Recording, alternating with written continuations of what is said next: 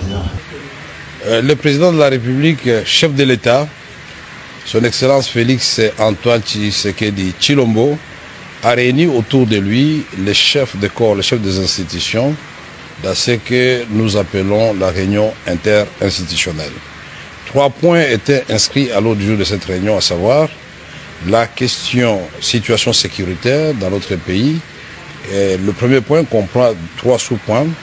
Il y a le travail qui sera désormais fait conjointement entre l'EAC et la SADC. Il y a le processus de Luanda et de Nairobi, mais il y a la résolution 2773 du Conseil de sécurité. Le deuxième point a porté sur les enjeux de l'ère, l'attitude que nous devons avoir vis-à-vis des enjeux de l'ère en tant qu'acteurs institutionnels et politiques de notre pays. Le troisième point, c'était les divers. S'agissant du premier point, le président de la République nous a informé du fait que l'EAC, Eastern African Community, la communauté économique des États de l'Afrique de l'Est et la SADC, travailleront désormais ensemble dans le cadre du processus de Luanda et de Nairobi. Le président de la République nous a fait l'honneur de nous partager ce qu'il a engagé comme résultat à Doha.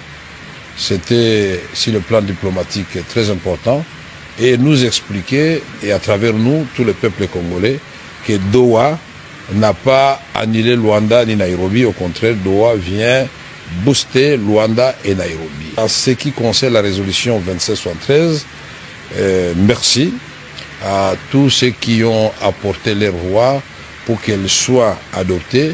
C'est une victoire diplomatique parce qu'elle impose des sanctions, elle impose des cessations des hostilités, mais nous avons dit que ce n'était pas suffisant. Il faut qu'on ait des modalités pratiques de l'application de cette résolution, d'autant plus que par le passé, on a eu des résolutions de démilitarisation de Kisangani qui n'avaient pas été appliquées, et là, le travail va continuer, et le président a exhorté Madame la Première ministre, c'est-à-dire le gouvernement, de continuer cette offensive diplomatique pour dire à nos partenaires et amis du Congo comment nous allons rendre pratique cette résolution 2773. En ce qui concerne les enjeux de l'heure, l'environnement politique et les enjeux de l'heure, le président de la République a insisté sur l'initiative qui est aujourd'hui conduite par son conseil spécial en matière de sécurité, le professeur Eberandé.